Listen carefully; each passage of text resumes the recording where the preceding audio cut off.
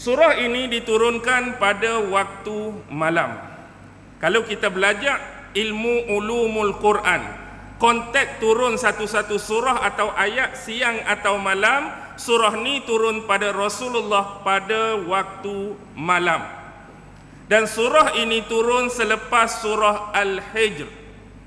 Dalam Al-Quran ada satu surah nama Al-Hijr. Turun surah tu dulu, lepas surah Al-Hijr barulah diturunkan surah Al-An'am kepada baginda sallallahu alaihi wasallam. Waktu surah ni turun, Jibril diiringi oleh 70,000 malaikat menunjukkan keutamaan dan kemuliaan surah ini.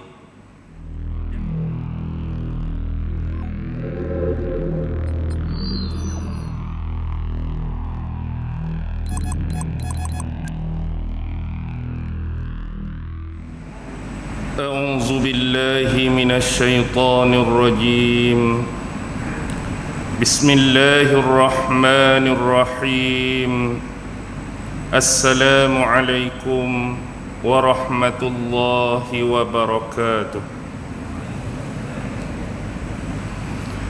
الحمد لله رب العالمين وبه نستعين على أمور الدنيا والدين والصلاة والسلام على أشرف الأنبياء والمرسلين وعلى آله وصحبه أجمعين سبحانك لا علم لنا إلا ما علمتنا إنك أنت العليم الحكيم قال رب اشرح لي صدري ويسر لي أمري واحلل عقدة من لساني يفقه قولي اللهم يسر ولا تعسر اللهم صل على سيدنا محمد وعلى آله وصحبه وسلم ولا حول ولا قوة إلا بالله العلي العظيم أما بعد Alhamdulillah, syukur kehadrat Allah subhanahu wa ta'ala kerana dengan limpah kurnia, rahmat, kasih sayang dan inayah daripada Allah subhanahu wa ta'ala, Alhamdulillah, pada malam ini kita sama-sama ditempatkan oleh Allah subhanahu wa ta'ala pada sebaik-baik tempat masjid ini. Dan mudah-mudahan Allah jualah yang menempatkan kita juga pada sebaik-baik tempat di akhirat kelak di sisinya insya-Allah. Tuan-tuan, puan-puan, hadirin hadirat, muslimin muslimat yang dirahmati sekalian.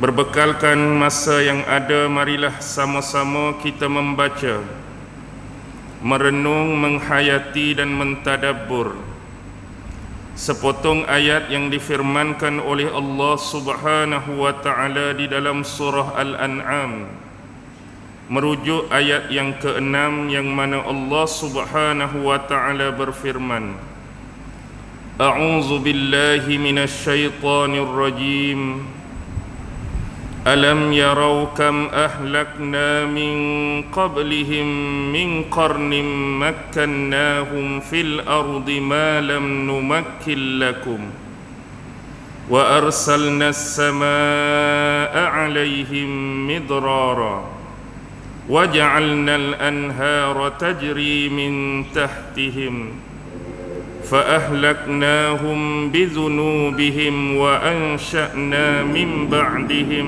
قرنا آخرين. Surah Al-An'am ayat yang ke-6. Di dalam firman ini Allah mengatakan, Alam yarau kam ahlakna min qablihim.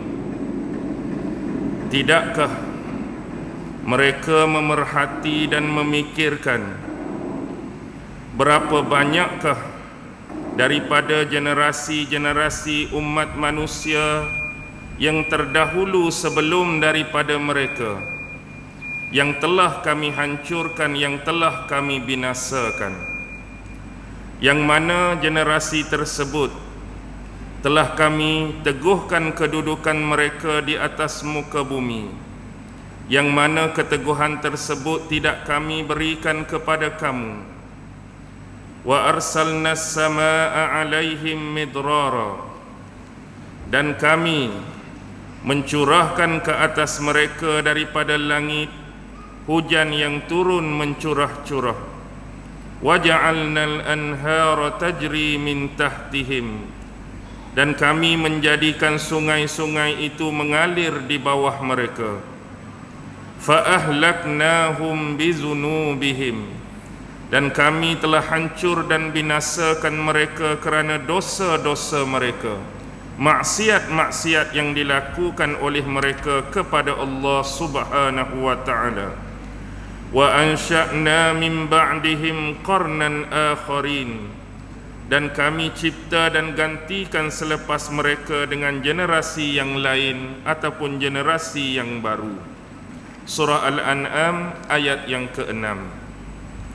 Ini adalah permulaan awal perbicaraan Allah Subhanahu wa ta'ala di dalam surah Al-An'am.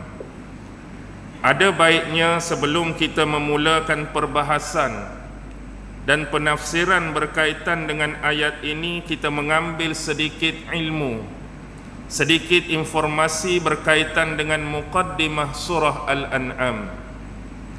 Secara umum surah Al-An'am adalah merupakan surah yang ke-6 mengikut tertib susunan Al-Quran, bermula daripada Al-Fatihah, Al-Baqarah, Ali Imran, An-Nisa, Al-Ma'idah dan Al-An'am. Makna Al-An'am adalah merujuk kepada haiwan ataupun binatang ternak.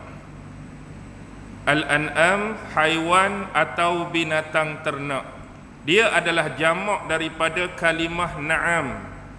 Bahasa Arab ni kosakata dia indah banyak. Na'am ada makna ya, na'am juga ada makna unta, na'am juga bermaksud haiwan ternak.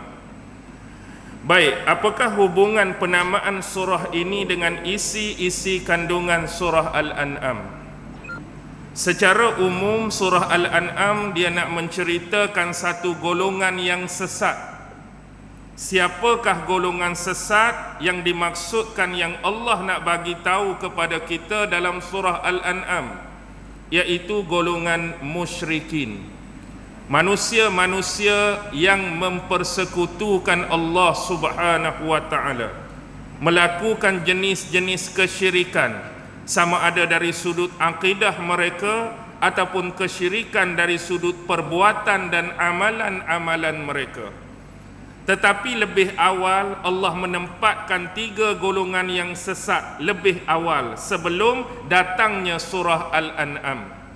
Kalau kita nak bagi faham secara mudah, dalam surah Al-Baqarah Allah menceritakan golongan sesat yang namanya Yahudi. Dalam surah Ali Imran Allah nak cerita satu golongan sesat yang namanya Nasrani. Dalam surah An-Nisa Allah nak cerita satu lagi golongan sesat yang namanya munafiqin. Bila mari surah Al-Ma'idah, Allah gabungkan ketiga-tiga yang awal tu dalam satu surah. Dalam surah Ma'idah sekali lagi Allah cerita pasal Yahudi, sekali lagi Allah cerita pasal Nasrani, sekali lagi Allah cerita pasal munafiqin. Tapi bila mari surah Al-An'am Allah tambah satu lagi golongan yang sesat, iaitu golongan musyrikin. Manusia-manusia yang mensyirikkan Allah. Jadi bila kita baca Al-Quran daripada awal sampai Al-An'am, di sini kita dapat faham bahawa awal-awal lagi Allah nak memperkenalkan kepada kita 4 jenis golongan yang sesat ni. Apa tujuan dia, tuan-tuan dan puan-puan? Bukan kita nak bantai depa, bukan kita nak tuduh depa, bukan kita nak laknat depa. Tapi kita belajar itu supaya kita dapat mengenali golongan-golongan yang sesat ini dengan sebenar-benar pengenalan. Apakah ciri-ciri khas yang ada pada golongan-golongan ini? Apakah sifat-sifat khusus yang ada pada golongan-golongan ini? Apakah jenis perkataan-perkataan, perbuatan-perbuatan sehingga mereka digolongkan oleh Allah dari salah satu kumpulan-kumpulan ini? Kita nak belajar supaya sifat mereka, ciri mereka, perkataan dan perangai mereka tidak untuk dibuang daripada diri kita ni. Kalau kita sebut ni perangai Yahudi, kita tak mau benda tu.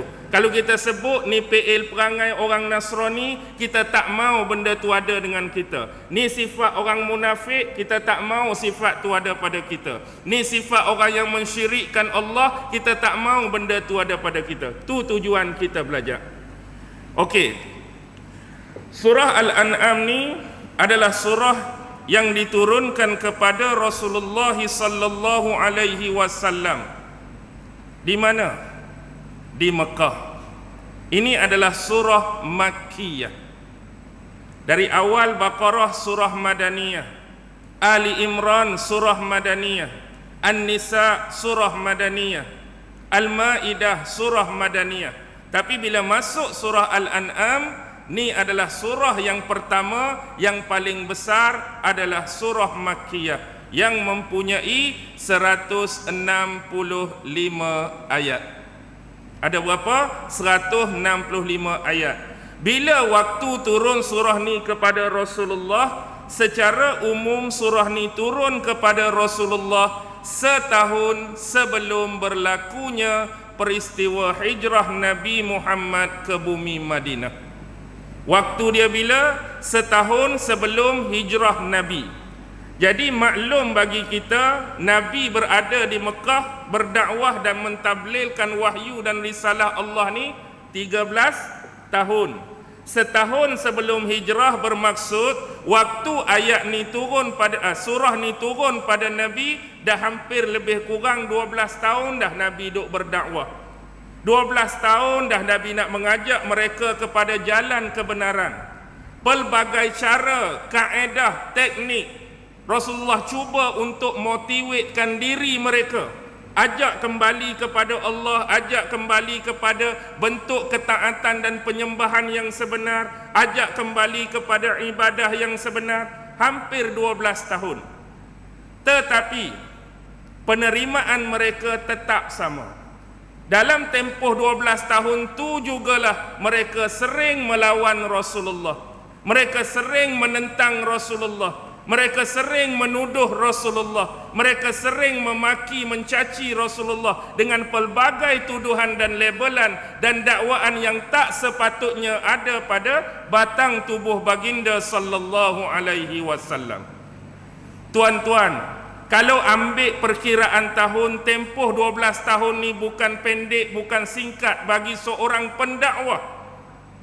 Jenis kita hak jenis tidur bangun, mungkin berasa, oh sat je 12 tahun dah.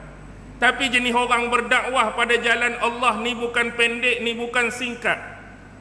Jadi dalam 12 tahun, ajak orang tak mau dengar ni. 12 tahun orang lawan ni. 12 tahun orang tentang ni.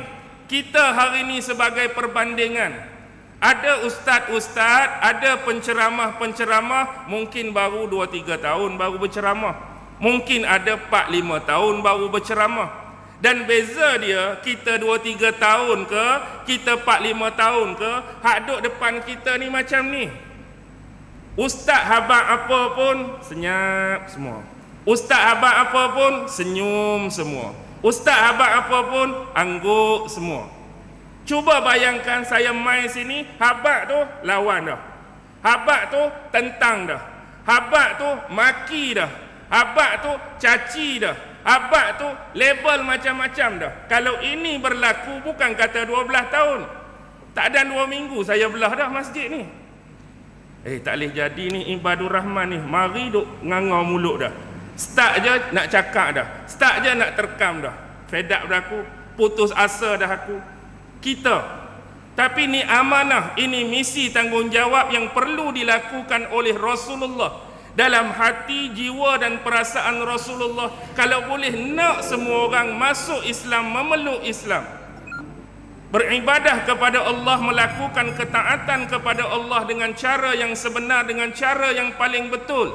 Tapi itulah hakikat yang diterima oleh Rasulullah daripada golongan-golongan yang menentang dan melawan dakwah baginda. Baik, surah ini diturunkan pada waktu malam. Kalau kita belajar ilmu ulumul Quran, konteks turun satu-satu surah atau ayat siang atau malam, surah ni turun pada Rasulullah pada waktu malam. Dan surah ini turun selepas surah Al-Hijr. Dalam Al-Quran ada satu surah nama Al-Hijr. Turun surah tu dulu, lepas surah Al-Hijr barulah diturunkan surah Al-An'am kepada baginda sallallahu alaihi wasallam. Dan konteks penurunan surah Al-An'am ini diturunkan oleh malaikat Jibril alaihi salam dengan diiringi oleh 70,000 malaikat. Waktu surah ni turun, Jibril diiringi oleh 70,000 malaikat, menunjukkan keutamaan dan kemuliaan surah ini. Jadi kita nak buang sesetengah pandangan ataupun skeptik, pakcik-pakcik ataupun makcik duk kampung ni, bila kata Jibril turun, ada 70,000 malaikat, dia ingat malaikat-malaikat ni ditugaskan jadi bodyguard, security, nak kawal surah ni turun. Takut apa? Takut tengah jalan kena ambush, kena trap, kena serkat jarang. Iblis duk tunggu, ifrit duk tunggu, setan duk tunggu. Sebelum surah ni sampai pada Nabi Muhammad, kita sergah tengah jalan, kita rampas surah ni, kita bawa balik tempat kita, biar surah ni tak sampai. Ni skeptik, bukan macam tu maksud dia. Kalau kata dengan sebab itu, tak perlu 70,000 malaikat tu pun, cukup Jibril seorang. Kalau iblis tengok terkencing dah kawan tu, cukup Jibril seorang cirik-berik dah kawan tu. Bukan untuk security, bukan untuk jaga, tapi nak menunjukkan keutamaan dan kemuliaan surah tersebut. Jadi inilah satu-satunya surah yang panjang ayatnya, yang diturunkan secara hampir keseluruhan. Berbeza dengan cara surah-surah yang panjang dan besar turun. Tengok Al-Baqarah, tengok Ali Imran, tengok An-Nisa, tengok Al-Maidah. Surah besar, surah panjang, tapi turun sikit demi sikit sehingga membentuk satu surah. Tapi surah Al-An'am hampir lengkap keseluruhan diturunkan kepada Nabi Muhammad. Ada beberapa ayat yang dikategorikan sebagai ayat-ayat madaniyah, beberapa ayat. Contoh, kalau tuan-tuan merujuk kepada tafsir Al-Jami' li Ahkamil Quran. Siapa punya kitab ni? Imam Al-Qurtubi, seorang mufassir yang muktabar. Dalam tafsir Imam Al-Qurtubi disebutkan ada dua adalah ayat madaniyah. Pertama ayat 91, yang kedua ayat 141. Dua ni ayat madaniyah. Tuan-tuan tengok, kalau ayat 91, ayat ni berbicara pasal siapa? Kisah dua orang Yahudi. Dua orang Yahudi, Malik bin Saif dan Ka'ab bin Al-Ashraf. Tu ayat 91. Kalau ayat 141, dia menceritakan ayat ni diturunkan kepada seorang sahabat yang bernama Sabit bin Qais bin Syammas Al-Ansari. Imam Ibnu Juraj mengatakan ayat ni turun pada sahabat besar lain yang bernama Muaz bin Jabal. Pendapat ni disokong oleh Imam Al-Mawardi. Baik, Imam Qurtubi kata dua ayat madaniyah. Dalam tafsir Qurtubi juga menyebut salah satu pandangan daripada Imam As-Sa'labi, bahawa yang termasuk ayat madaniyah ada 6 ayat. Dia sendiri kata dua, tapi dia bawa pandangan Imam Sa'labi, keseluruhan ayat surah ni Makkiyah kecuali 6 ayat.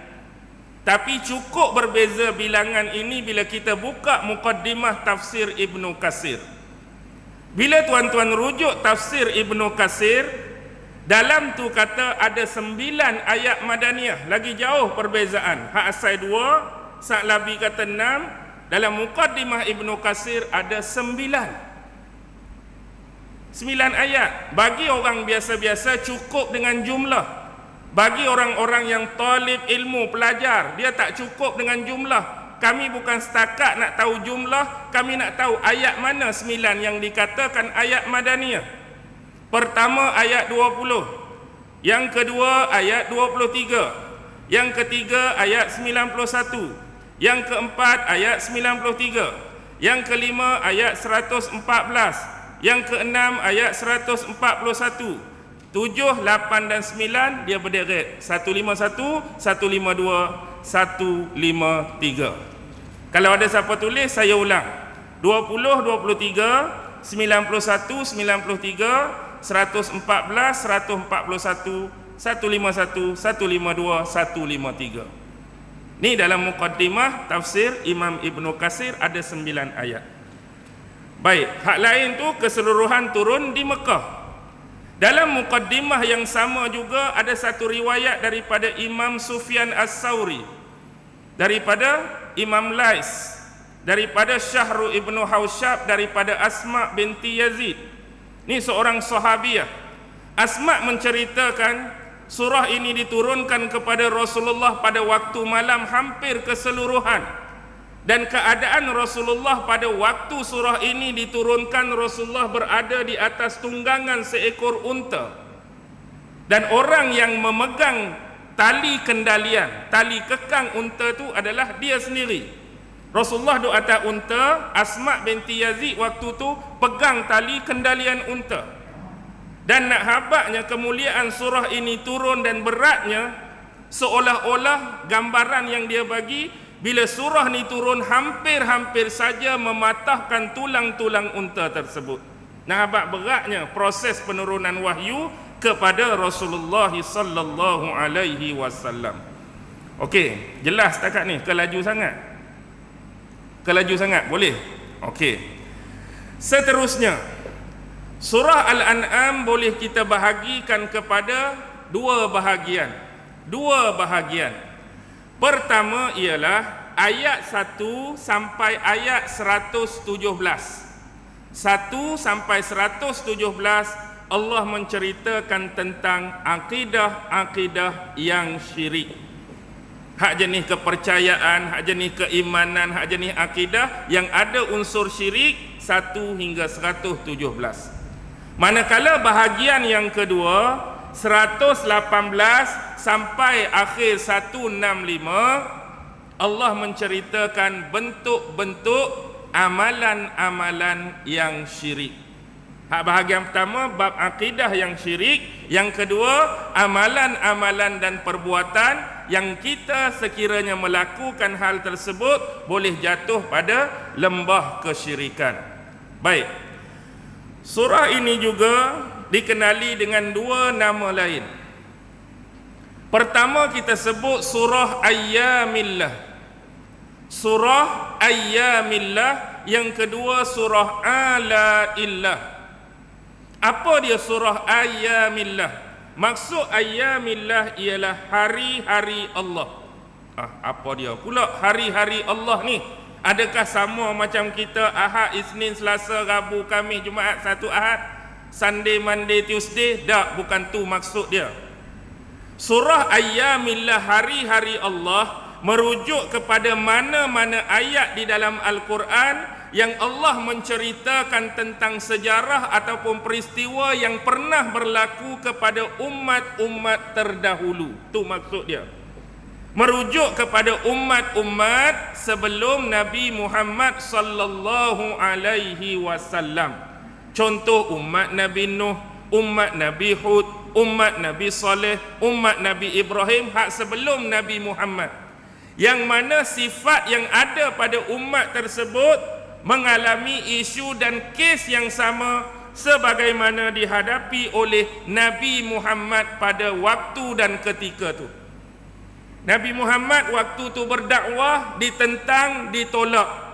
Jadi umat sebelum tu pun sama. Nabi Nuh berdakwah, umat dia tentang, umat dia tolak. Mari Nabi Hud pun umat dia tentang, umat dia tolak. Kes yang sama, isu yang sama. Jadi bukan setakat isu penolakan, tapi lebih jauh Allah memberikan ayat-ayat Ayyamillah ini adalah merupakan peringatan dan ancaman. Allah cerita apakah nasib yang berkesudahan kepada mereka. Umat Nabi Nuh duk lawan sampai satu tahap Allah musibahkan mereka, Allah hukum dengan banjir yang besar. Beringatlah. Jadi nak suruh kita hak hidup lah ni hak duk lawan Nabi ni beringat. Hak dulu depa lawan tu musibah yang Allah kenakan. Umat Nabi Hud dia mari tiupan angin, birihin sorsorin, angin yang bersuara gemuruh, angin yang dingin sejuk sesuai dengan tubuh mereka yang besar, kulit mereka tu yang mereka pernah sebut, yang Allah sebut dalam Quran kan, mana ada lagi umat yang paling kuat sama macam kami. Action dia. Jadi Allah bagi ujian pun sama dengan cabaran kekuatan mereka. Seolah-olah mereka memberikan cabaran kalau datang azab daripada Allah dengan kekuatan fizikal dan tubuh kami ni, kami mampu menahan azab tersebut. Wak mari angin je pun. Cuaca pula dalam keadaan sejuk, lingkup satu padang pasir, habis. Peringatan, ancaman. Kalau kamu lawan, boleh jadi kena musibah yang macam ni. Mari pula Nabi Soleh dengan cara tersendiri, hukuman dia, kaum Lut, Allah balik bumi. Macam-macam dah sebelum ni. Sebelum ni ada sebahagiannya kamu mengetahui info-info tersebut, dan ada sebahagiannya kamu boleh melihat kesannya dengan mata kepala kamu sendiri. Contoh, umat pada masa itu adalah pedagang. Ada di antara mereka berjalan ke Yaman, naik ke utara, ke Syam, macam-macam. Kalau ke Yaman mereka boleh melihat apa? Kerajaan Sabak dulu dia ada satu empangan yang besar, disebut empangan Maghrib. Itulah zaman teknologi yang ada pada kaum terdahulu. Memanglah tak ada dah, tinggal bekas, tapi kamu boleh tengok dengan mata kamu, bukan setakat dengar orang cerita. Kalau kamu lalu kawasan tu, kamu boleh tengok teknologi mereka dulu, hebat. Tapi Allah hukum dia pun.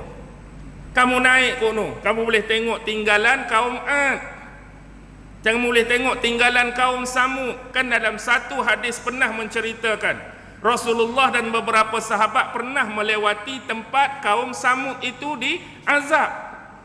Rasulullah berjalan dengan agak cepat, Rasulullah mengenakan kain di atas kepala baginda. Ni tempat yang Allah azab, ni tempat yang Allah laknat.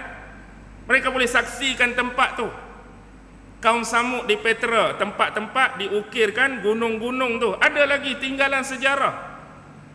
Hak kamu dengar info, hak macam Nabi Nuh tu kita dengar saja-saja. Tapi ada yang kita dengar, kita boleh tengok tinggalan tu hari ni.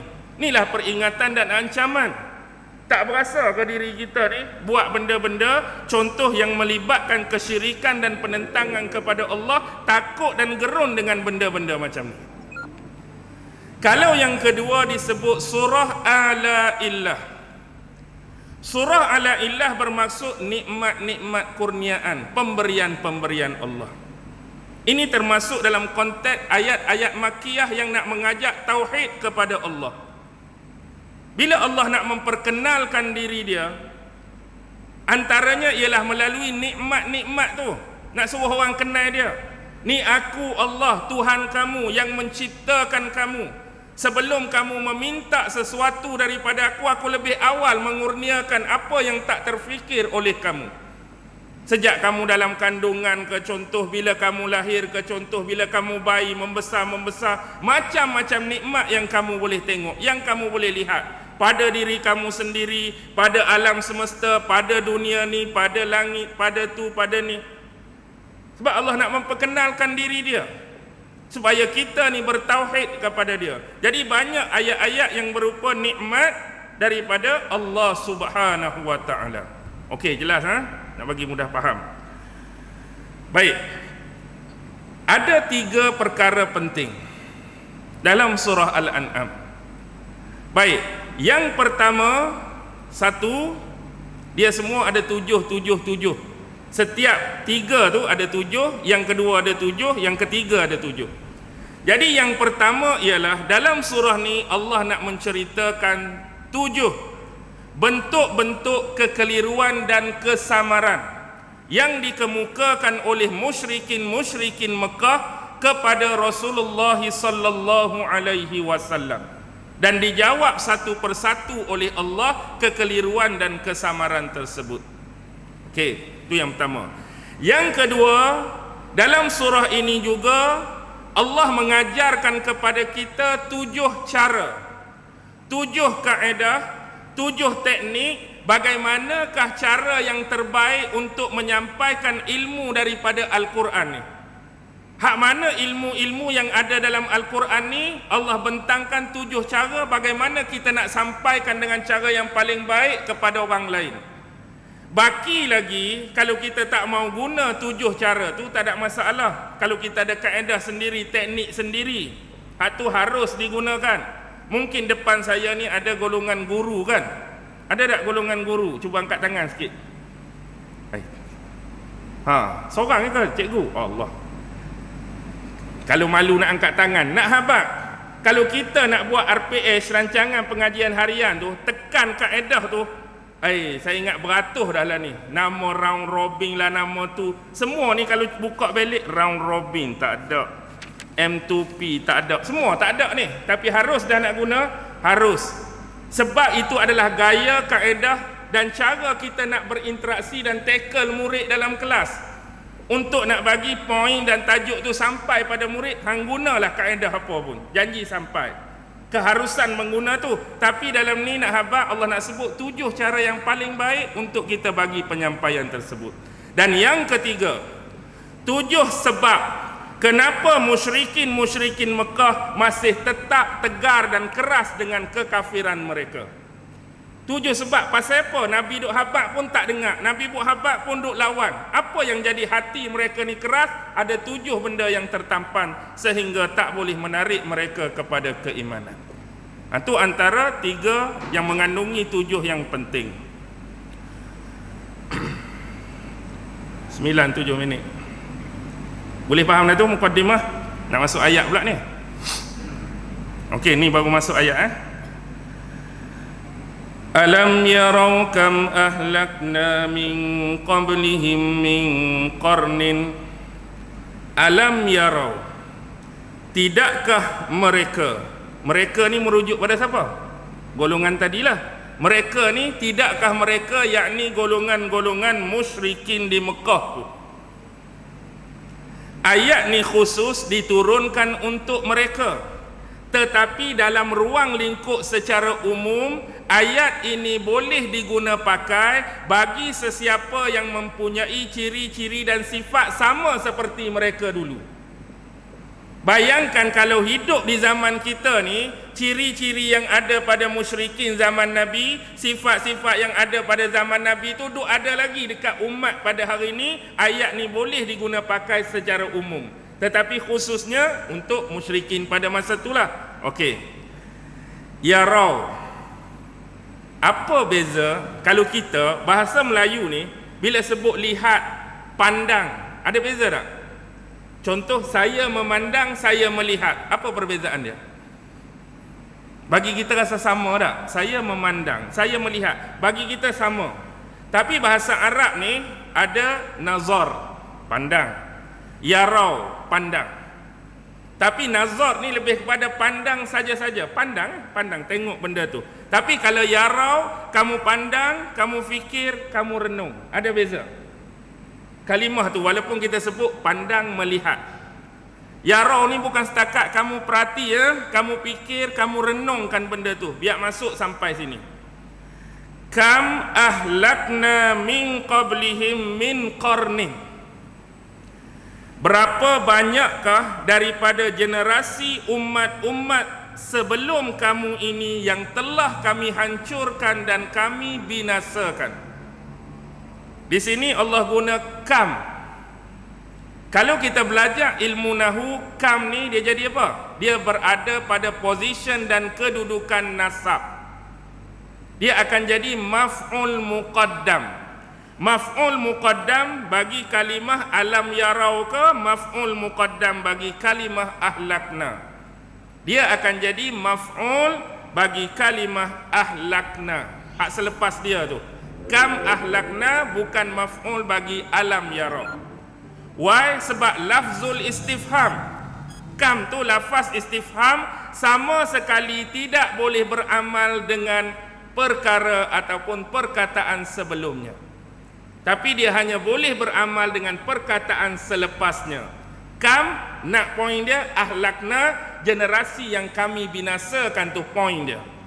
Kerana apa mereka dibinasakan? Kerana mendustakan Allah, kerana mendustakan ayat-ayat dan firman Allah, kerana mendustakan utusan-utusan kami daripada kalangan nabi-nabi dan rasul. Sebab tu kami musnahkan depa, sebab tu kami binasakan depa. Tu dia punya point.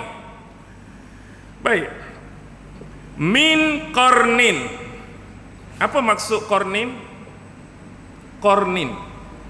Kalau terjemahan dia bagi, tidakkah engkau memikirkan dan memerhatikan berapa banyakkah generasi umat manusia? Qarnin, generasi. Baik. Keindahan kosakata bahasa Arab ni, walaupun dia bermula daripada huruf yang sama, qarnin, qaf, ra, nun, tapi makna dia boleh pi macam-macam. Sebagai contoh, qarnin juga boleh membawa maksud menghubungkan. Qarnin boleh bawa maksud menghubungkan. Contoh, hadut depan saya ni. Hadut depan saya ni, ini dinamakan Al-Quran. Ada tak huruf-huruf tadi pada qarnin? Dalam sebutan Al-Quran tu, ada tak huruf qaf, ada ra, ada nun? Ada tak? Ada. Al-Quran kita nak eja tu ada huruf qaf, ra, nun. Maksud di sini ialah menghubungkan. Yakni kitab ataupun mushaf Al-Quran ini adalah menghubungkan ayat-ayat Allah sehingga membentuk satu kitab. Yang kedua, makna qarnin juga boleh jadi makna tanduk. Tanduk. Dalam surah Al-Kahfi ada 4 bab yang dipisahkan. Bab yang pertama, Ashabul Kahfi. Bab yang kedua, 2 pemilik kebun. Bab yang ketiga, Nabi Musa dengan Nabi Khidir. Bab yang keempat, Ya'juj Ma'juj dan Zulqarnain. Zulqarnain. Ada tak qaf ra nun? Yang memiliki 2 tanduk, qarnain. Banyaklah riwayat ni pasal apa kata Zulqarnain. Antara yang disebutkan, dikatakan dahi Zulqarnain ini dia sedikit berbonjol. Dahi dia tu berbonjol 2. Jadi ni kata Zulkarnain. Ada riwayat lain kata kerana pemerintahan dia tu luas, menjangkaui timur dan barat, dia digelar Zulkarnain. Ada kata setiap kali dia menyertai misi medan peperangan, topi perang yang dia pakai tu ada tanduk. Wallahu alam hak mana betul ataupun tiga-tiga tak betul, ada yang paling betul di sisi Allah pun wallahu alam. Saya cuma datangkan why dia digelar Zulqarnain berdasarkan riwayat-riwayat tersebut. Jadi boleh jadi makna tanduk. Yang ketiga, qarnin juga boleh jadi makna salah satu ibadah kita hak dalam rukun Islam tu. Hak ujung sekali iaitu ibadah haji.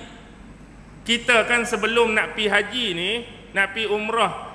Jadi kita pi tabung haji, orang-orang tabung haji dia punya speaker tu cerita tak? Kalau tuan-tuan nak pi buat haji, antara haji yang boleh kita buat antaranya haji tamattu'. Ada haji tu nama haji ifrad, ada haji nama tu haji kiran. Haji kiran pun qaf ra nun tuan-tuan. Qaf ra nun maksudnya masih menghubungkan, dengan kata lain kita boleh buat ibadat haji dan ibadat umrah dalam satu masa. Tu haji kiran, kita dah sebut kiran tu. Baik, makna qarnin juga boleh merujuk kepada kurun. Hak kita dah sebut kurun lain ini. 1 kurun, 2 kurun, 3 kurun, tempoh masa tertentu. Nisbah pada kita hari ini 1 kurun berapa? 1 kurun berapa tahun? 1 kurun. Berapa tahun 1 kurun? Weh, takkan tak nak siapa tahu pun 1 kurun berapa tahun? 100 tahun kan? 1 kurun 100 tahun. 1 dekad 10 tahun. Okey. Kalau tuan-tuan buka perbahasan tafsir, contoh saya ambil tafsir Imam Qurtubi. Kil. Ada mengatakan 1 kurun 60 tahun. Ada yang mengatakan satu kurun 70 tahun. Ada yang mengatakan satu kurun 80 tahun. Ada yang mengatakan satu kurun 100 tahun. Saya ingat tu dah. Bila buka kitab Ma'alim Tanzil. Ma'alim Tanzil ni kitab tafsir Imam Al-Baghawi. Ada lagi yang lebih rendah daripada tu. Dia sebut juga 60, 70, 80, 100. Tapi ada kil 30 tahun pun dianggap satu kurun, 40 tahun pun dianggap satu kurun. Tu cuma kil. Tapi nak habaknya, yang satu kurun 100 tahun, hujah ini dipegang dan dianut oleh ahlul hadis, yang menganggap satu kurun 1 tahun. Apa hujah dalil yang mereka guna? Argumentasi yang mereka guna ialah sebuah hadis. Hadis ni menyebutkan Rasulullah sebut kepada salah seorang sahabat baginda. Siapa sahabat baginda? Abdullah bin Busrin Al-Mazini. Nama sahabat tu Abdullah bin Busrin Al-Mazini. Dalam tafsir Imam Qurtubi dia sebut ta'ishu qarnan. Dalam tafsir Imam Baghawi ada lagi lafaz di depan, innaka ta'ishu qarnan. Sesungguhnya engkau wahai Abdullah akan hidup selama satu kurun. Kamu Abdullah akan hidup selama satu kurun. Tu kata Nabi kat dia. Jadi sahabat-sahabat perhati tengok kehidupan dia. Dia ni boleh hidup sampai 100 tahun. Jadi memaknakan satu kurun tu 100 tahun. Ini disebutkan oleh An-Nuhas. Kemudian Imam Bukhari pun sebut dalam Tarikh As-Saghir dia. Juga disebut dalam kitab Al-Isabah fi Ma'rifatis Sahabah. Juga disebut dalam kitab Usudul Ghabah. Berkaitan dengan Abdullah bin Busrin Al-Mazini ni. Baik. Tu yang keempat. Tapi poin dia yang dikehendaki dengan makna qarnin pada ayat ni ialah generasi manusia yang hidup pada zaman dia. Contoh kita ni hidup pada zaman ni, kita generasi zaman ni. Anak-anak kita hidup generasi kemudian, dia hidup zaman generasi sekian. Qarni ni merujuk satu umat, satu golongan manusia yang hidup pada zaman dia. Itu yang dikehendaki dalam ayat ini. Sebagaimana contoh, ada sebuah hadis Rasulullah yang masyhur dah. Imam Bukhari meriwayatkan hadis ni, Imam Muslim meriwayatkan hadis ni, Imam Tirmizi meriwayatkan hadis ni, Ibnu Majah riwayat hadis ni, Musnad Imam Ahmad pun ada hadis ni. Khairun nasi qarni. Sebaik-baik umat manusia adalah yang hidup pada kurun aku. Rasulullah guna perkataan qarni. Khairun nas, sebaik-baik umat manusia adalah yang hidup pada masa aku, merujuk generasi zaman tu, yakni ashabi, summal ladzina yalunahum, summal ladzina yalunahum. Kemudian generasi yang keseterusnya, kemudian generasi yang keseterusnya. Memaklumkan kepada kita the golden age yang sebenar adalah zaman Rasulullah bersama sahabat, kemudian tabi'in, kemudian tabi'in. Inilah zaman sebenar keemasan Islam yang kita sebut sebagai zaman salaf yang real. Perkataan tu saya nak ambil qarni dengan maksud generasi manusia yang hidup pada masa tu. Ada juga diungkapkan sebuah syair, iza zahabal qarnul ladzi kunta fihim wa hullifat fi qarnin fa anta gharib. Ni syair. Iza zahaba, sekiranya telah pergi atau berlalu, al-qarnul ladzi, yang mana kamu pernah hidup pada satu generasi. Kita ni pernah hidup pada satu generasi, tiba-tiba dah berlalu dah generasi tersebut, yang mana kamu pernah berada di dalamnya. Kunta fihim wa hullifat fi qarnin.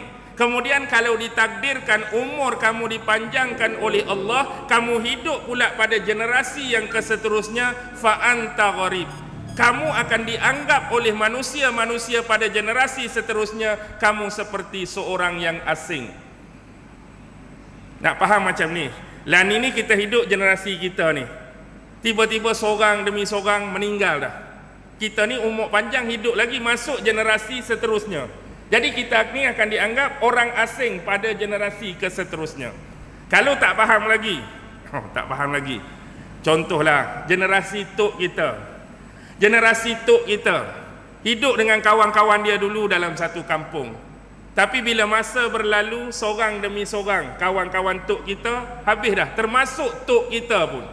Tapi adalah 2-3 orang tua dalam kampung tu masih lagi terus hidup. Mari generasi anak depa, bapak-bapak kita pula hidup lagi lah, katakan Allah panjangkan usia. Mari zaman kita hak cucu hidup lagi. Kalau geng-geng cucu balik ni, agak-agak tengok pakcik ni, mereka kenal ke tak?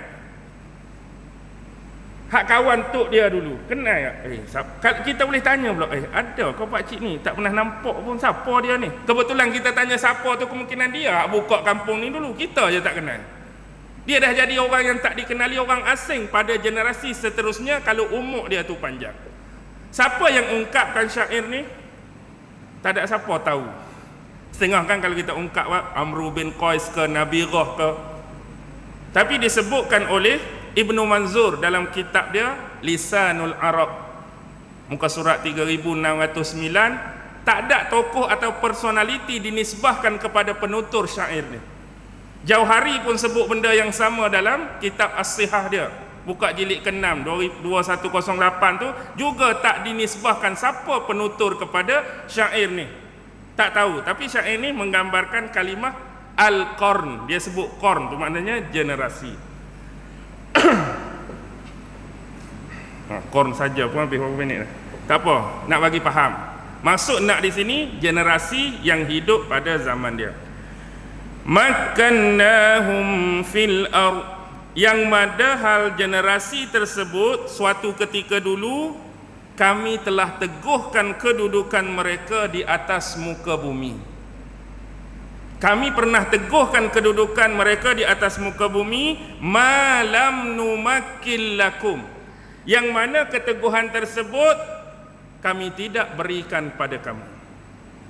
Keteguhan hak pernah mereka kecapi dan nikmati, kami tak bagi pada kamu hari ini. Ulama-ulama Ahlul Basrah mengatakan, walaupun ayat ini ditujukan kepada musyrikin-musyrikin di Mekah, tetapi keadaan dia Rasulullah dan para sahabat bersama mereka pada waktu tu. Keberadaan tu Rasulullah ada, sahabat ada, musyrikin Mekah ada. Jadi ayat seterusnya ni nak rangkum untuk semua. Ayat ni nampak ayat pernyataan. Nampak ayat pernyataan, okey? Generasi sebelum ni kami teguhkan kedudukan mereka, yang mana keteguhan tu kami tak berikan pada kamu. Nampak ayat pernyataan. Ini adalah ayat sindiran. Allah nak sindir musyrikin Mekah dalam bentuk apa? Contoh, Imam Ibnu Katsir bila dia mengungkapkan kalimah makkannahum, keteguhan yang diberikan oleh Allah, dia sebut 6 benda. Pertama, mereka dilebihkan daripada kamu kerana mereka mempunyai harta benda yang lebih banyak daripada kamu hari ini. Umat-umat terdahulu kekayaan mereka, harta mereka lebih banyak daripada kamu. First. Yang kedua, bilangan keturunan anak-anak cucu mereka lagi ramai daripada kamu. Yang ketiga, mereka mampu membangunkan bangunan-bangunan dan binaan-binaan yang hebat lebih daripada kamu. Yang keempat, mereka mempunyai kedudukan yang kuat di atas muka bumi sewaktu pemerintahan mereka. Yang kelima, mereka mempunyai pengaruh yang lebar dan luas. Bila sebut kerajaan mereka, ramai orang kenal. Sebut kerajaan mereka, ramai orang tahu apa istimewa mereka, apa kekuatan mereka.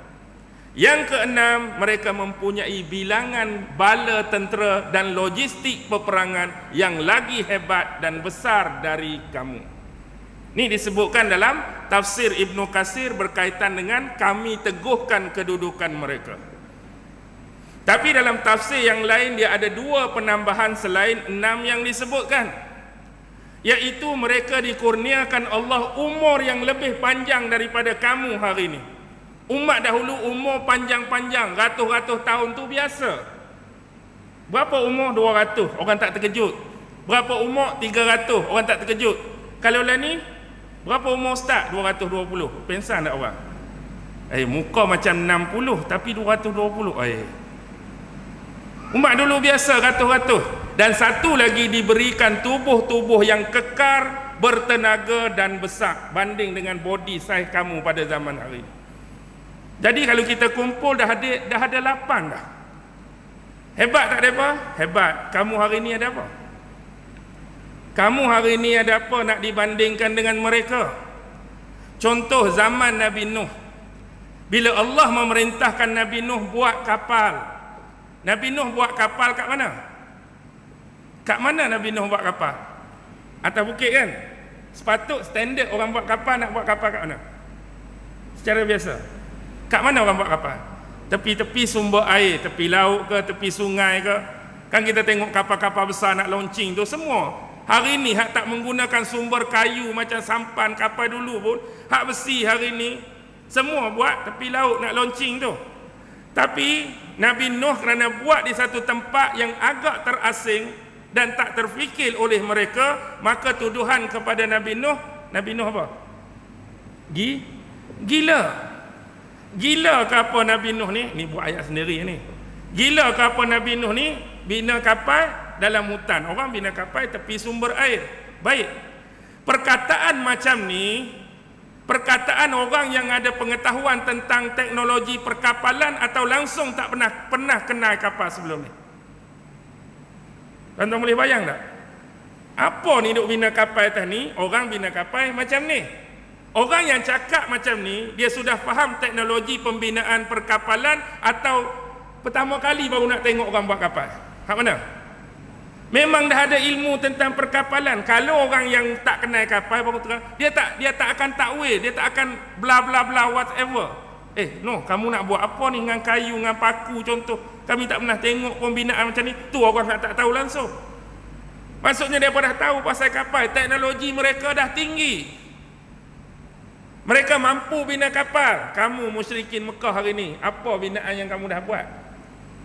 Nak senang, nak buat bahasa orang kampung, nak sindir.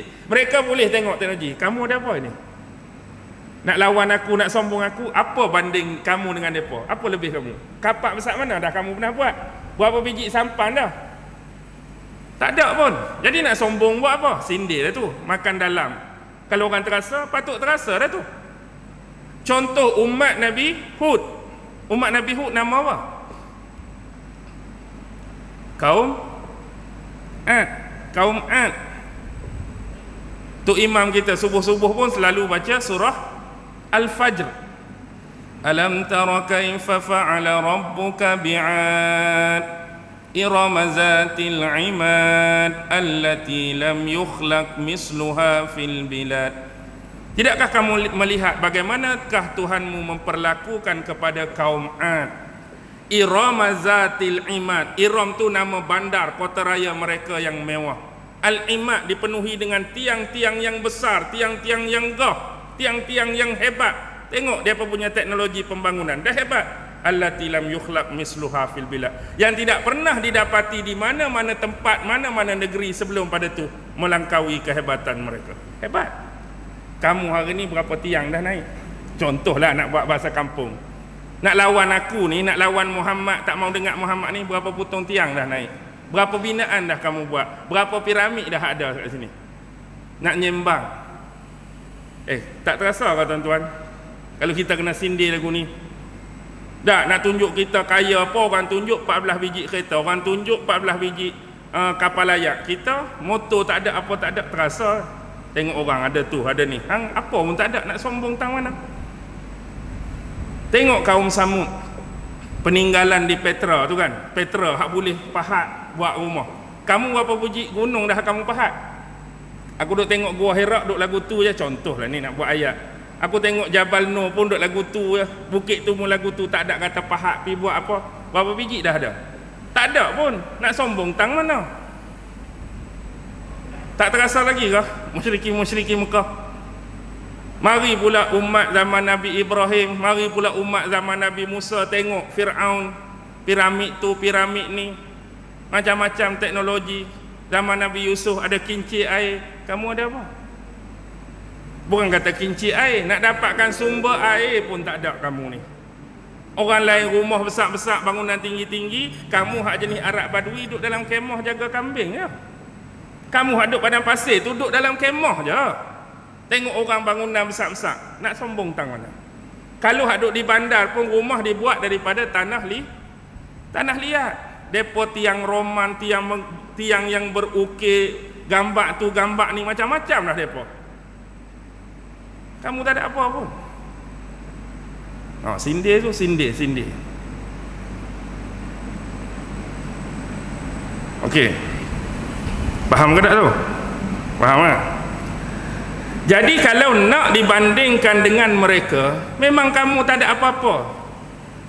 Bukan saya cakap ni nak suruh kita berlaku sombong, tapi kita kata berbaloi umat terdahulu untuk sombong dengan teknologi yang mereka ada. Berbaloi, berbanding kamu tu. Bukan nak suruh saya nak ajak ni untuk kita menyombongkan diri. Berbaloi dia sombong, binaan dia, teknologi dia, tentera dia, kepakaran dia, buat tu, buat ni. Kamu hak tak ada apa ni, berbaloi tang mana? Kamu nak lawan aku, lawan Muhammad. Berbaloi tang mana? Dan walaupun depa macam tu, aku dah musnahkan depa. Bukan mereka boleh kekal nak menongkak langit dah. Aku dah musnahkan depa, aku dah azabkan depa, aku dah musibahkan depa. Walaupun depa ada macam-macam. Okey. Yang mana keteguhan itu kami tak berikan pada kamu. Kamu tak ada. Jadi dari satu sudut di sini, siapa yang lebih utama dan aula untuk dihukum? Kamu ke depa? Aula untuk dihukum. Dari sudut keduniaan, material, teknologi, mereka lebih tinggi. Kamu tak ada apa.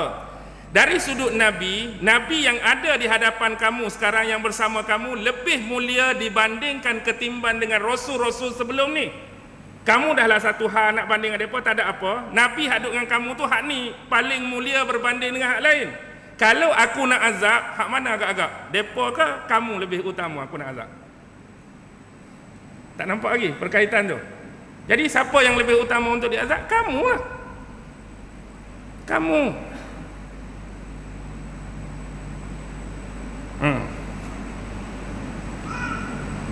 Ya, nampak tak?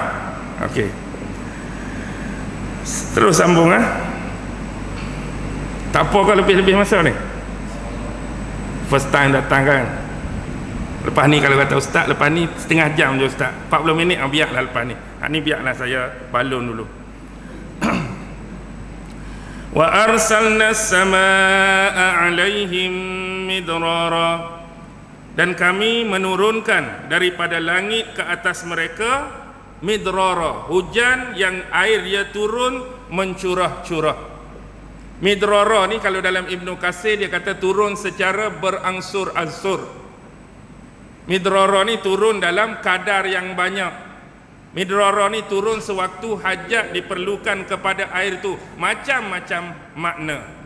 Tapi poin dia nak habaq, Allah ni kepada umat sebelum ni dia menurunkan hujan, bekalan air yang mencukupi bagi mereka. Sebab itulah kalau kita tengok kerajaan-kerajaan dulu bila nak bangunkan pusat pemerintahan tu berdekatan atau jauh dengan sumber air, terutama laut atau sungai. Jauh ke dekat kalau mereka nak bina satu kota? Tengok tamadun dan sejarah, jauh atau dekat kota tu dengan sumber air. Dekat kan? Pentingnya air. Tamadun Babylon dekat dengan dua sungai. Sungai apa? Tigris dengan Euphrates. Tamadun Cina, sungai Huanghu ke sungai nama apa? Tamadun India kan, dekat sungai Indus. Tamadun mana lagi? Mesir, dekat sungai Nil. Semua tamadun besar, dan kerajaan-kerajaan kita dulu pun, tengoklah ibu-ibu negeri hari ni, tak kira Kelantan ke apa, ada sungai, dekat dengan sungai. Satu, untuk kemudahan sumber air tu, nak bercucuk tanam ke, nak bagi kita sendiri ke, untuk haiwan ke, untuk kemudahan pengangkutan. Jalan air pun mudah. Jadi Allah kaitkan memberikan sumber air ni daripada langit kepada mereka dengan jumlah yang mencukupi dan jumlah yang banyak. Midrara ni litaksir. Nak cakap air hujan yang Allah bekalkan pada mereka tu mencukupi dan banyak macam ni. Kalau orang Arab ni ni khusus untuk wanita dan perempuan saja. Orang Arab dia ada istilah. Satu dia sebut kepada wanita ni mizkar. Satu dia sebut miknas. Apa dia mizkar? Apa dia miknas? Mizkar merujuk seorang wanita yang mampu melahirkan banyak zuriat atau banyak anak. Contoh kita tanya, makcik, anak makcik berapa orang? Anak makcik ada 8 orang. Tapi 8 orang tu semua lelaki, makcik tu kata. Kalau banyak lelaki, istilah yang diberikan kepada makcik tu mizkar. Kalau tanya makcik lain pula, makcik lagu mana? Oh, makcik lebih kurang, ada lebih lagi. Kalau makcik tu 8 orang, makcik ada 10 orang. Tapi beza dia, makcik tu semua lelaki, makcik ni pula semua perempuan anak makcik. Kalau perempuan, kita keluar dia miknas. Miknas. Ataupun kalau bercampur, hak mana lagi ramai? Contoh 10 orang, 7 perempuan, 3 lelaki. Kalau perempuan ramai, juga dia digelar miknas. Kalau lelaki ramai, dia digelar mizkar. Sebab itulah dalam tafsir Ma'alim Tanzil Imam Baghawi, satu penisbahan kepada Ibnu Abbas, maksud midrara ialah mutatabi'ani fi awqatil hajat, iaitu terus menerus pada qadar yang diperlukan oleh mereka. Kamu hari ini musyrikin Mekah, apa sumber air yang kamu ada? Mereka hujan cukup, sungai ada, laut ada, bahkan lebih jauh, hak jauh nak ambil, mereka buat irrigation awal-awal. Tahu irrigation? Saliran daripada laut nak masuk dalam kota depa tu. Kalau kita biasa pergi ambil baldi 2 angkut, ambil baldi 2 angkut, penat dan melelahkan. Tapi mereka buat saliran yang kecil-kecil. Saliran ni bawa masuk air dalam kota dan ketamadunan mereka. Kamu ada apa? Kamu ni kalau jumpa satu osis, jumpa satu telaga, duk bergaduh sama kabilah tu lah. Kabilah ni kata, tengok kepada line ni masuk tanah aku ni. Kabilah ni pula, ujung tu masuk lah. Lepas tu teng duk bergaduh. Air pun kamu berebut. Tengok di Madinah, Yahudi punya tu jual air kan. Dekat orang Islam, harga yang cukup mahal. Mungkin sebab peristiwa tu lah orang kata kalau barang mahal ni harga Yahudi lah. Kalau Melayu jual mahal pun harga Yahudi. Yahudi hak kena, kesian Yahudi. Yahudi jual murah je tempat dia. Kita sini jual mahal, hak kena tu harga Yahudi. Lepas tu Osman beli. Barulah okey sikit, lega sikit. Kamu sumber air pun berebut berbalah, tengok depa. Tengok apa Firaun kata. Firaun kata kan, hak bab sungai tu dah. Dalam surah apa? Zukhruf. Tolong cek kalau saya tersilap ayat. Zukhruf ayat 51. Qala ya qaumi, berkata Fir'aun, wahai kaumku, alaysa li mulku Misra, bukankah aku ini penguasa dan pemerintah Mesir? Wa hadhil anharu tajri min tahti afala tubsirun, bukankah sungai ini mengalir di bawah pemerintahanku, tidakkah kamu melihatnya? Qala ya qaumi alaysa li mulku Misra wa hadhil anharu tajri min tahti afala tubsirun. Zukhruf 51. Kalau silap ayat ke silap baris ke tolong betulkan. Maksudnya dia nak habaq sungai-sungai itu mengalir di bawah pemerintahan dia. Kamu ada apa? Pemimpin kamu hari ini? Tak ada. Okey. Midrara juga adalah kalimah apa? Wazan apa? Mif'al. Mator tu dari sudut. Sebab tu orang sebut apa? Darral halib yadirru. Kalau orang tu perah susu, kira dia perah tu turun yang mencurah-curah. Dia guna kalimah darra. Ada orang perah susu, perak, tik tik tik. Tu tak panggil darra tu. Hak darra ni perak zru, perak zru, perak zru. Darral halib, cara pengaliran dia. Ni hujan pun hujan yang cukup, hujan yang banyak. Wa ja'alnal anhara tajri min tahtihim, dan kami juga menjadikan sungai-sungai mengalir di bawah mereka, di bawah pemerintahan mereka. Ayat ni ada unsur majaz dah. Ada unsur majaz dah agak-agak. Kami menjadikan sungai itu mengalir di bawah mereka. Ada unsur majaz. Siapa mengaji balaghah kat sini? Kita mengaji balaghah bab majaz kan. Majaz ni ada dua. Satu majaz lughawi, satu majaz akli. Majaz lughawi biasa bincang bab isti'arah dengan majaz mursal. Tapi majaz akli ni dia perlukan alaqah dan qarinah. Dia ada alaqah dan qarinah untuk menghubungkan. Alaqah dia antara ada sababiyah, ada makaniyah, ada zamaniyah, ada masdariyah, ada fa'iliyah, ada maf'uliyah. Contohlah kita ambil majaz akal. Majaz akal ni meletakkan satu aktiviti atau perbuatan kepada satu benda atau seseorang, tapi pelaku yang sebenar bukan kawan tu. Kita sebut seolah-olah pelaku kepada aktiviti itu kepada satu nama, satu benda, konteks masa, konteks tempat, tapi dia bukan pelaku sebenar. Kita nak sebut orang lain ataupun hak lain. Contoh, as-sababiyah ni macam ni. Kalau majaz akli terkait dengan as-sababiyah, macam arahan Fir'aun kepada Haman supaya bina bangunan yang tinggi. Tujuan dia apa? Dia nak naik tu, dia nak tengok Tuhan Musa kan. Wahai Haman, binakan kepadaku bangunan yang tinggi.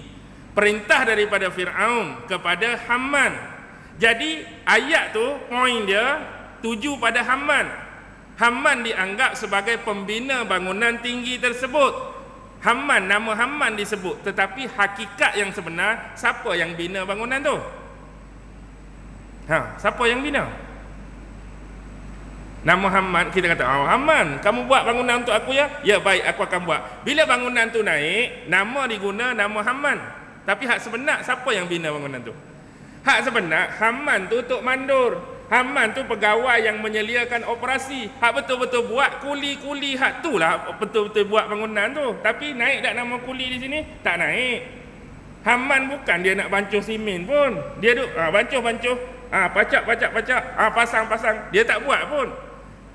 Jadi nama Haman naik sebagai pembina, hak betul-betul hakikat pekerja-pekerja kuli itulah. Tapi tak disebutkan benda tu. Tu. Dia sebut satu benda tapi tujuan dia nak hak lain. Contoh kadang-kadang dia sebut berkaitan dengan masa.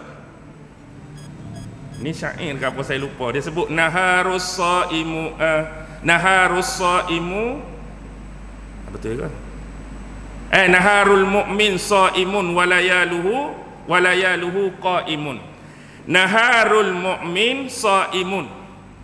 Keadaan siangnya seorang mukmin dalam keadaan berpuasa, walayaluhu qaimun, dan keadaan malam seorang mukmin ialah bangun malam, tak kiralah tahajud ke ibadah lain. Jadi ni dia majaz akli, dia pi pada tempoh masa. Masa dia malam dengan siang. Tapi dia sebut apa? Nahar dengan shaim, layal dengan qaim. Pelaku dia hak sebenar mukmin tu. Tapi seolah-olah kita nampak pelaku tu waktu tu. Bukanlah pelaku tu siang, waktu siang tu yang berpuasa. Bukan waktu malam tu yang bangun malam. Siapa yang bangun malam? Siapa yang berpuasa? Siapa? Orang mukmin hak melakukan benda tu. Tapi dia tertutup dengan sifat tadi. Seolah-olah dia sebutkan di sini, kita akan nampak pada ayat tu waktu siang tu jadi pelaku berpuasa. Tak, waktu dia tak boleh puasa. Orang tu puasa. Ada juga merujuk, macam ayat ni, merujuk kepada tempat. Tempat. Dia guna tempat tapi nak benda lain. Macam surah Yusuf ke? Was'alil qaryah. Maka bertanyalah mereka kepada kampung. Kampung boleh cakap tak? Was'alil qaryah. Ada terjemah kampung, ada terjemah bandar. Jadi bertanyalah mereka kepada bandar, bertanyalah mereka kepada kampung. Poin dia bertanya tu bandar ke penduduk bandar tu? Hak betul, kita nak tanya kampung ke nak tanya orang kampung? Nama orang kampung naik ke tak naik? Tak naik. Bertanyalah kamu kepada kampung. Hak sebenarnya sebut nama kampung, tanya orang kampung tu. Kalau makna dia bandar, bertanyalah kepada bandar. Hak nak tanya orang dalam bandar. Macam juga kes ayat ni. Kami jadikan sungai itu mengalir di bawah mereka. Kaitan dengan syurga lebih kurang.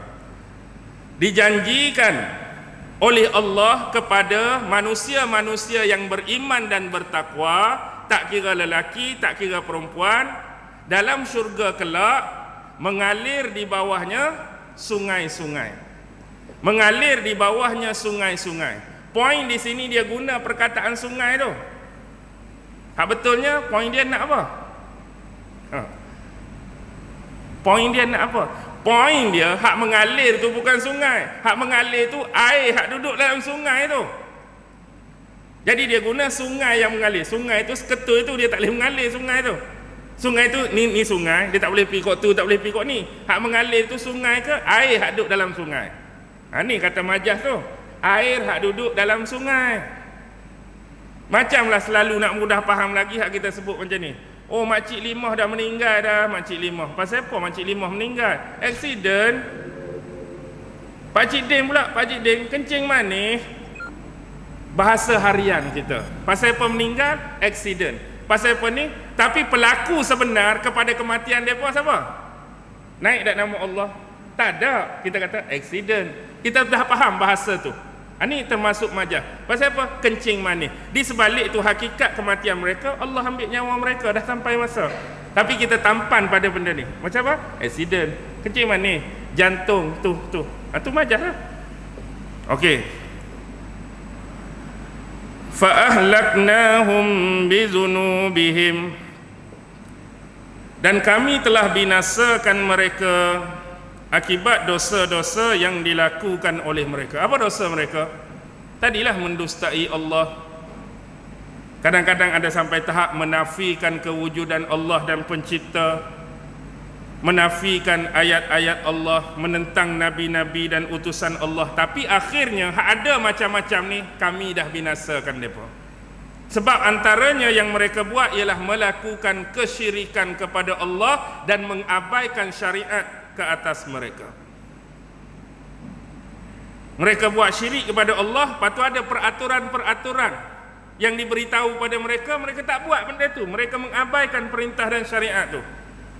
Jadi poin di sini, kami hancurkan mereka bukan sebab mereka ada anak ramai. Tak salah pada anak ramai tu. Kami hancurkan mereka bukan sebab mereka boleh bina bangunan-bangunan yang tinggi. Kami hancurkan mereka bukan mereka sebab ada senjata macam-macam. Kami hancurkan mereka bukan sebab mereka ada landscape pemerintahan yang luas timur dan barat. Tak. Kami hancurkan mereka dengan sebab-sebab tadi, tak seiring. Tak padan dengan nikmat yang aku bagi, kamu syirik pada aku. Nikmat banyak aku bagi, kamu lawan aku. Nikmat banyak aku bagi, aku hantar utusan nak beri kemudahan pada kamu, nak ajak kamu, kamu lawan dia. Hak lebih jauh lagi, umat terdahulu bunuh nabi-nabi mereka. Kita tak boleh nak. Kita setakat nak bunuh orang jahat rasa berbaloi, nak bunuh orang buat dosa rasa baloi. Nak bunuh nabi ni tak retilah tahap mana hati dan jiwa orang tu. Nak bunuh nabi, mereka sanggup, dan itu pun berlaku dalam sejarah. Sebab itulah mereka dihancurkan. Kamu hak hidup hari ni tak mau bertaubat ke? Tak mau kembali pada Allah ke? Kamu nak jadi macam mereka ke? Wa ansha'na min ba'dihim qarnan akharin. Dan kami akan cipta dan jadikan selepas mereka generasi yang lain, generasi yang baru. Itulah yang akan terjadi, silih berganti sebelum tiba waktu yang dimuktamadkan oleh Allah, kiamatnya dunia ini. Allah nak abad setiap generasi itu akan saling bergantian. Qarin juga bermaksud iktiran. Maksudnya mengiringi satu generasi kepada generasi yang lain. Contoh, habis generasi hari ini, apa pun yang berlaku, apa pun yang jadi, Allah akan ganti generasi yang lain. Anak kita pula, apa pun hak mereka buat, Allah akan ganti generasi cucu kita pula. Apa pun hak mereka buat, Allah akan ganti generasi cicit. Sampailah dunia ni kiamat. Selagi tak kiamat, akan ada generasi demi generasi. Tapi di sini adalah peringatan generasi terdahulu supaya tidak berulang. Mari umat Nabi ni duk lawan, mari umat Nabi ni duk lawan, mari umat Nabi ni duk lawan. Aku tak mau benda yang sama berlaku. Ni Nabi terbaik yang ada pada kamu ni. Fikirlah sikit, beringatlah sikit, renunglah sikit, tengoklah sikit. Ni kita hak zaman tak ada Nabi ni lagu mana? Dulu apa pun Nabi abang, ni tak boleh ni, zaman Nabi ada. Ni kamu buat ni salah, Nabi perbetulkan. Ni kamu buat ni tak betul, Nabi luruskan. Hari ni siapa nak perbetulkan kita? Kebanyakan ada memandai-mandai, mengagak-agak, mereka-reka, menisbah-nisbah. Ini peringatan untuk kita bersama. Moga-moga dijauhkan daripada hal tersebut. Tak mau jadi umat yang dihancurkan oleh Allah, lebih-lebih lagi mengandungi kesyirikan. Hak kecil, hak halus, hak tak nampak, berkaitan dengan akidah, lagi-lagi berkaitan dengan amalan-amalan dan perbuatan kita. Contoh, kalau saya nak tarik sikit, hak kita kata 7 kekeliruan dan kesamaran. Tuan-tuan tengok ayat 7, ayat 8, ayat 9. Ini adalah permintaan-permintaan tak masuk akal. Mereka minta, ayat 7 tu, mereka minta proses penurunan wahyu berlaku depan mata mereka, baru mereka nak percaya dan beriman. Oh, bukan main-main. Muhammad mari, bla bla bla bla, pompang-pompang. Muhammad dakwa, apa yang aku bacakan pada kamu ni adalah firman-firman Allah yang disampaikan oleh Jibril kepadaku supaya menyampaikan pada kamu. Mereka tak mau terima. Entah-entah yang menyampaikan kepada kamu setan ke, yang membisikkan kepada kamu jin ke, dengan alasan untuk menolak. Lepas tu apa yang kamu cakap tu sumber dia kami tak boleh cek. Kamu hanya sebut mari pang pang pang pang, ni wahyu daripada Allah. Apa confirmation dan pengesahan nak buktikan tu? Kami tak boleh cek. Kalau kamu baca kitab mana-mana, kami boleh rujuk. Apa yang kamu sebut tadi? Muka surat 36. Ya, betul. Ni tak ada sumber. Kamu bercakap, kamu kata kamu wahyu tu, tang mana sumber dia? Sebab proses penurunan Al-Quran tak sama macam Taurat. Taurat turun sekaligus kepada Nabi Musa, siap bertulis. Kalau apa-apa pun boleh rujuk balik, boleh cek. Ni mari pang-pang-pang, kami nak rujuk kat mana ni? Ni wahyu daripada Allah. Jadi sebab itulah mereka jumpa Nabi Muhammad, mereka minta waktu nak turun firman Allah, waktu nak turun wahyu kepada Nabi, biar benda tu berlaku depan mata kami, baru kami percaya.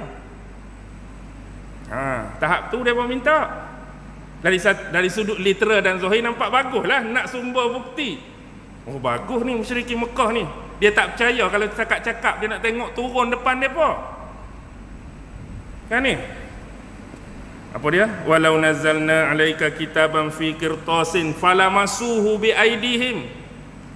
Boleh sentuh pula. Mereka nak tengok Jibril turun. Nampak nu Jibril daripada langit turun bawa kitab.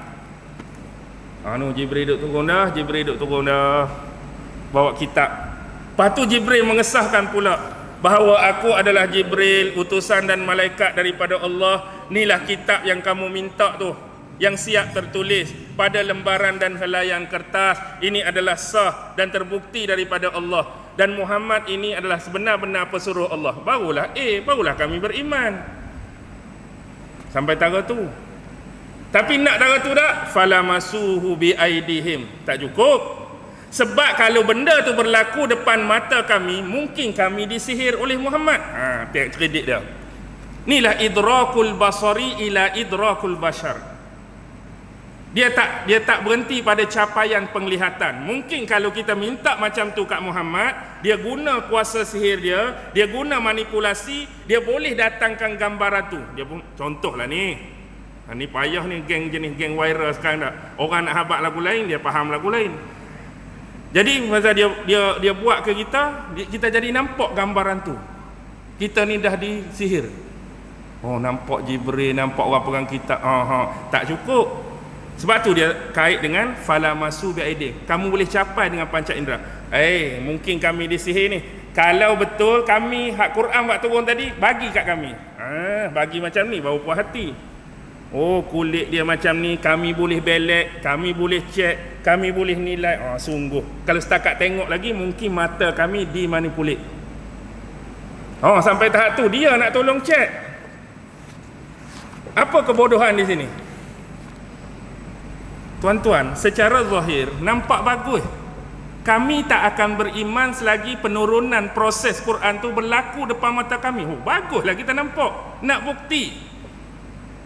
Tapi kebodohan dia terselah, antaranya ialah umat masa tu dikenali sebagai umat yang Ummi.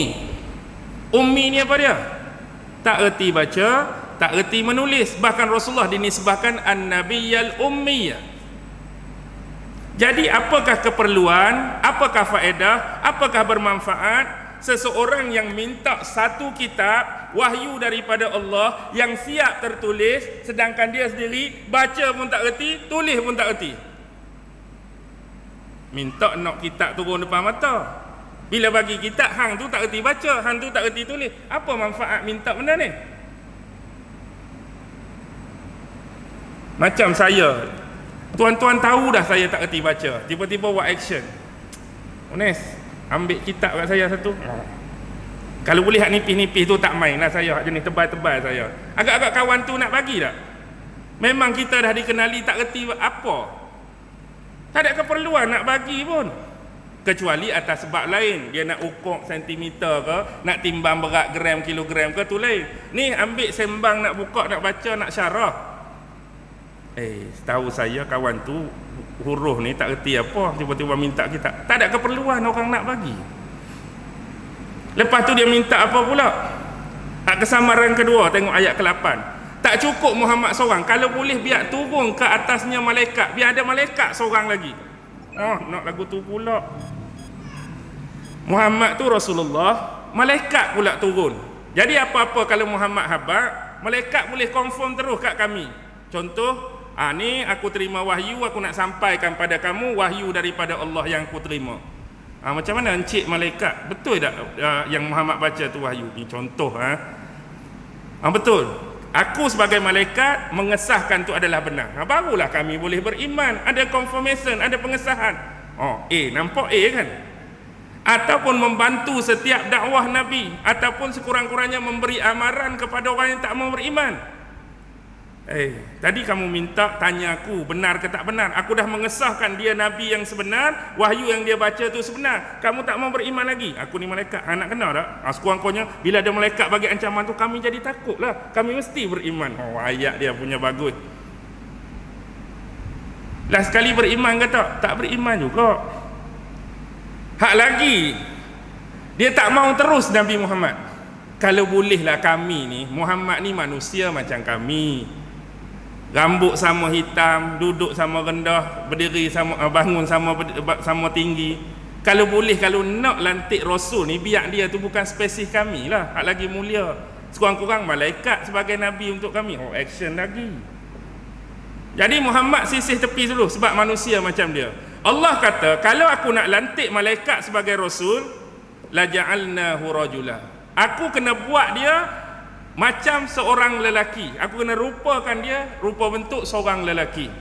Kalau kamu nak malaikat, faham tak tu? Allah kata, kalau aku nak jadikan Rasul dari kalangan malaikat untuk kamu, aku kena rupakan malaikat tu dalam rupa seorang lelaki. Tu lazim. Banyak ayat Quran sebut. Waktu Nabi Ibrahim disampaikan berita gembira nak dapat Nabi Ishak, malaikat datang, rupa sebenar ke? Rupa seorang lelaki. Rupa seorang lelaki, wahai Ibrahim, aku nak sampaikan berita gembira, kamu akan dapat seorang anak.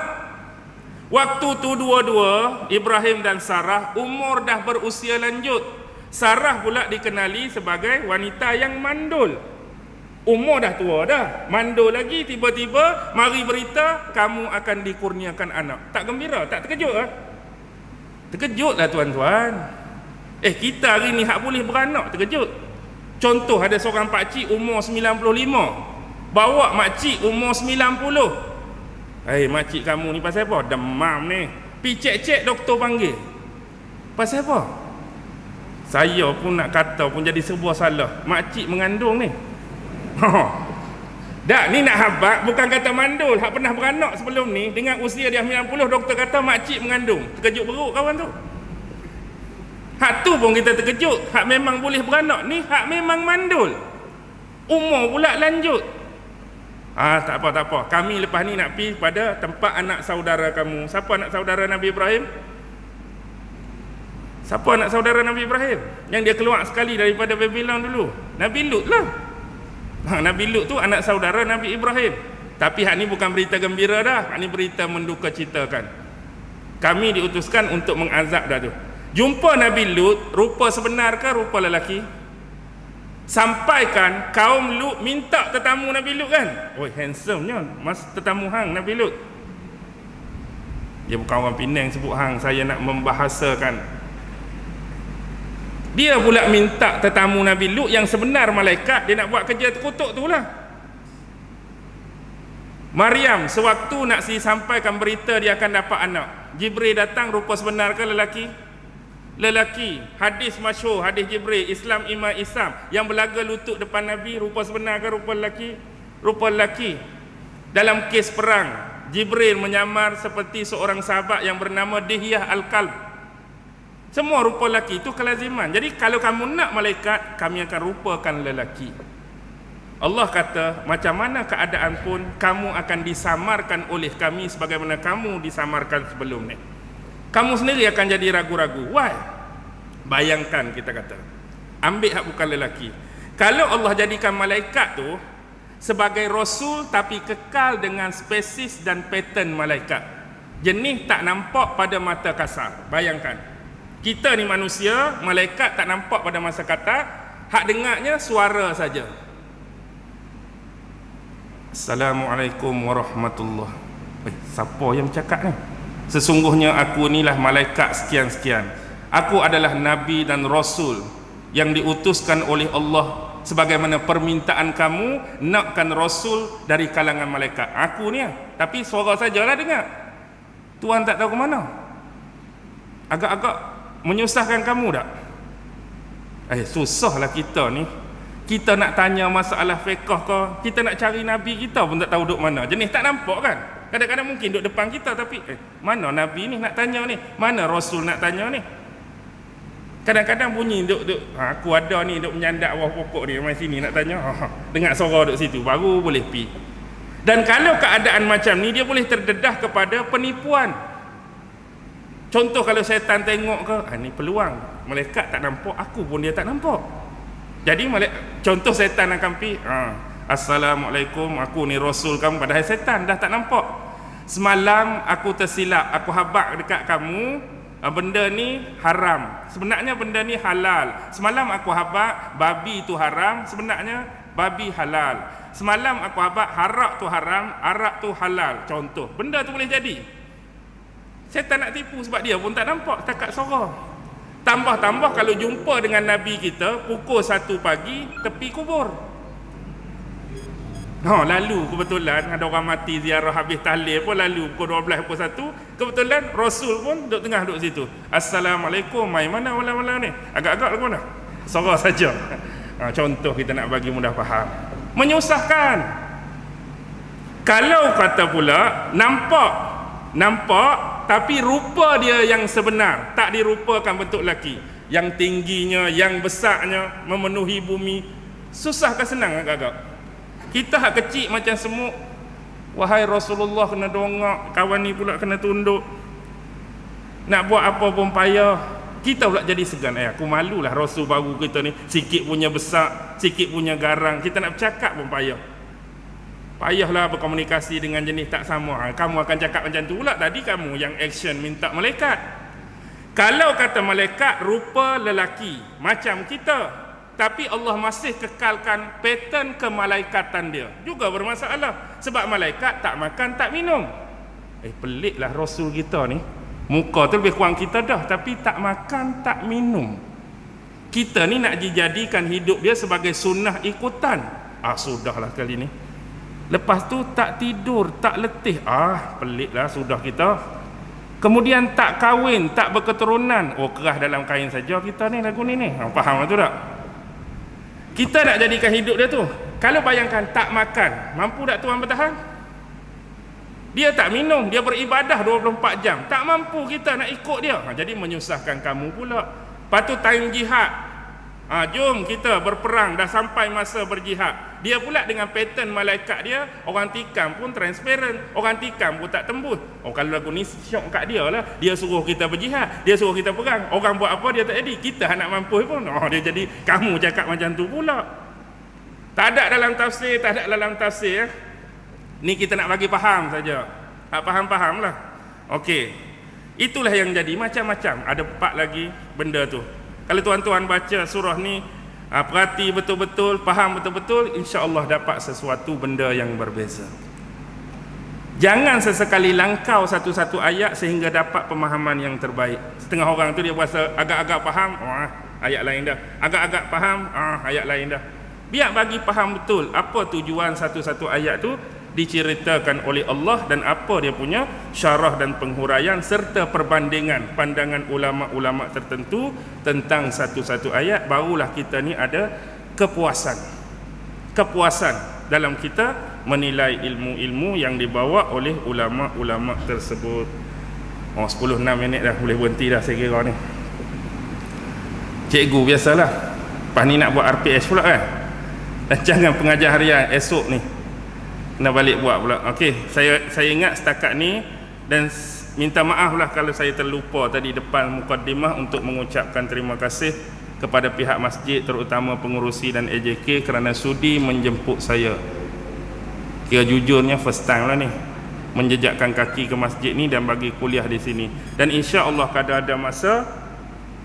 ada masa yang sesuai kita akan datanglah kalau dijemput. Tak tahulah lepas ni belakang saya, lama ni 2 jam ustaz ni tak payahlah. Pakai sekali ni sudahlah. Ikut tuan-tuan lah tu. Tuan-tuan dah. Saya orang Pelawar datang insya-Allah kalau ada masa. Jadi saya berhenti di sini. Apa yang terbaik tetap datang daripada Allah. Yang lemah, yang kurang, selalu tersalah, selalu tersilap, tu tak ada orang lain, diri saya sendiri. Wabillahi taufiq wal hidayah. Wassalamualaikum warahmatullahi wabarakatuh. A'udzu billahi minasy syaithanir rajim. Bismillahirrahmanir rahim.